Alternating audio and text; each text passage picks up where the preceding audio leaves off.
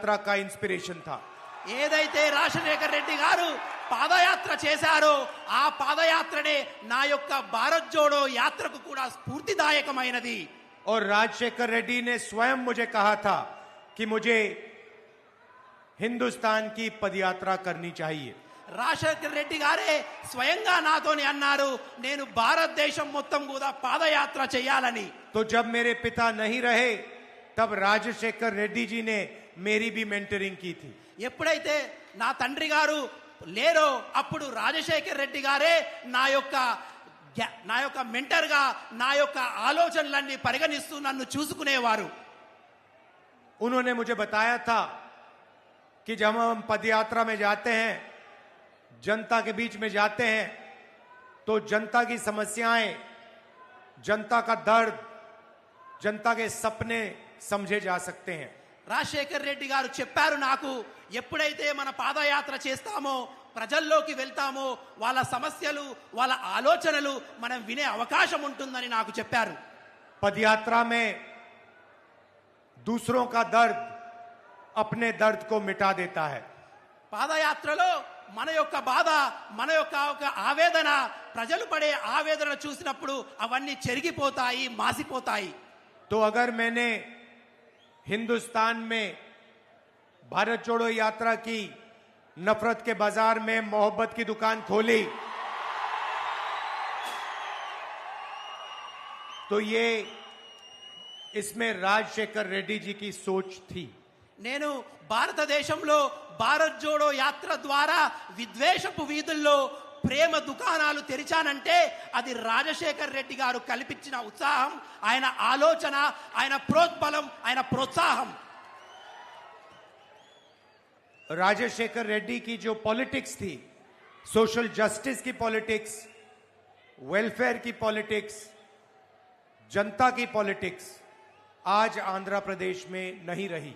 రాజశేఖర్ రెడ్డి గారి రాజకీయం ఎప్పుడు పేదల కోసం రాజకీయం, సామాజిక న్యాయం కోసం రాజకీయం, ఏమి లేని వారి కోసం రాజకీయం, కానీ వారు ఆలోచించిన రాజకీయం ఈ రోజు ఈ రాష్ట్రంలో లేదు।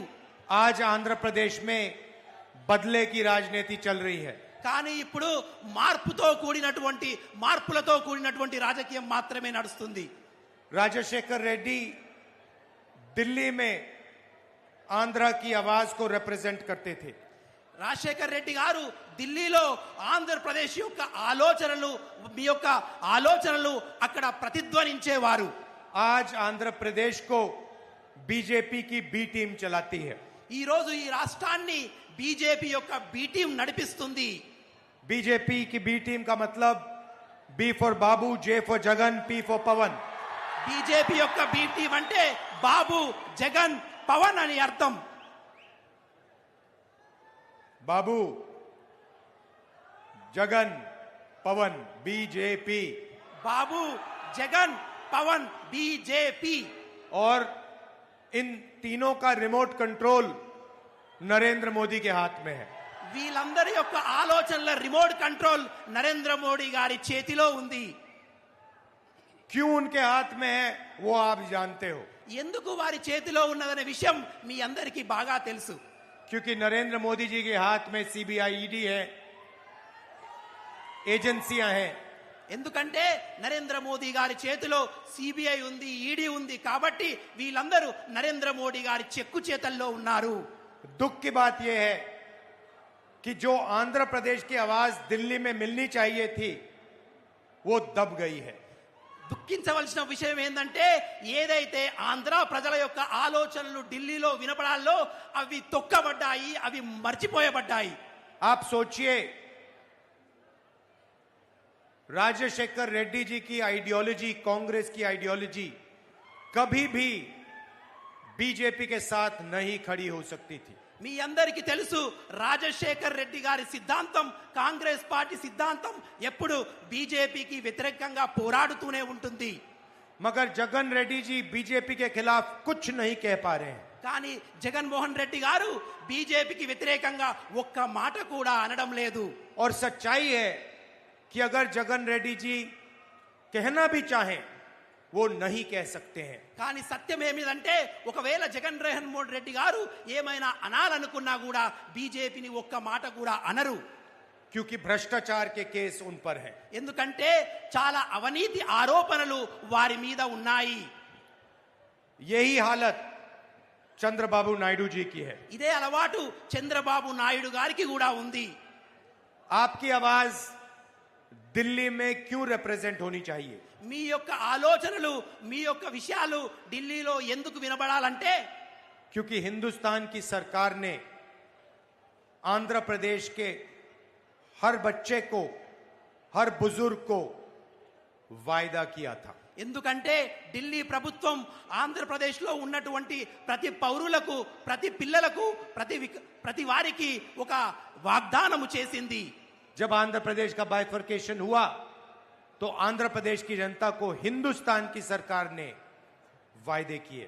ఎప్పుడైతే ఆంధ్రప్రదేశ్ విభజించబడిందో ఢిల్లీ యొక్క ప్రభుత్వం ఆంధ్రప్రదేశ్ ప్రభుత్వానికి ప్రజలకు వాగ్దానాలు చేసింది. और वो वायदे आज तक नहीं पूरे हुए हैं। ఆ వాగ్దానాలు ఈ రోజు వరకు నెరవేరలేదు. क्या आपको स्पेशल स्टेटस मिला? మీకు ప్రత్యేక హోదా లభించిందా?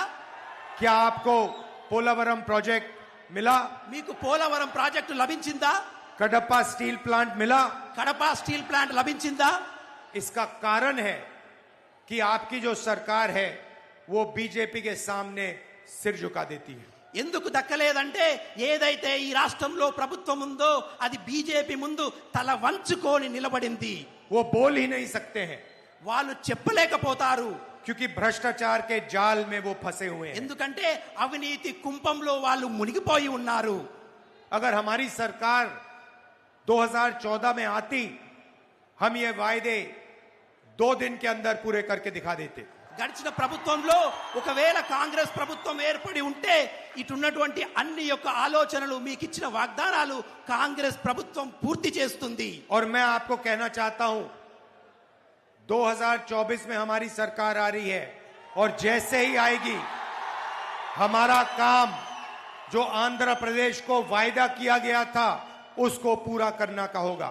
2024లో కాంగ్రెస్ ప్రభుత్వం ఏర్పడగానే ఏదైతే కేంద్ర ప్రభుత్వం ఆంధ్ర ప్రజలకు వాగ్దానం చేసిందో ఆ వాగ్దానాలన్నీ మేము నెరవేర్చి తీరుతాము.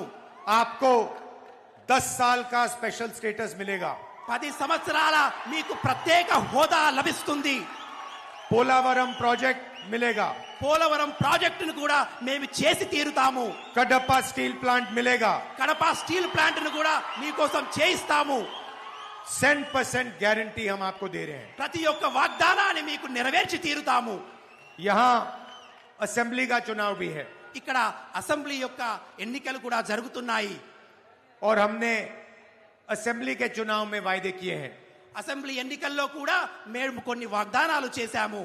2 लाख रुपए का फार्म लोन वेवर, 2 లక్షల రూపాయల రుణమాఫీ మేము చేస్తున్నాము రైతులకు. KG to PG free education, KG నుండి పీజీ వరకు ఉచిత నిర్బంధ విద్యను అందిస్తాము. 2.25 लाख जो खाली पोस्ट पड़े हैं उनको हम भर देंगे। 2.25 లక్షల ఖాళీగా ఉన్నటువంటి ప్రభుత్వ ఉద్యోగాలను మేము వెంటనే చేయించి చూపుతాము. और गरीब लोगों को 5 लाख रुपए घर बनाने के लिए हम देंगे। నిరుపేదలకు 5 లక్షలతోని గృహాన్ని కట్టి ఇస్తాము. दिल्ली में सरकार आ रही है, हमारी 2-3 क्रांतिकारी गारंटियां हैं। ఢిల్లీలో ప్రభుత్వం ఏర్పడగానే 2-3 విప్లవాత్మకమైన నిర్ణయాలు మేము తీసుకోబోతున్నాం.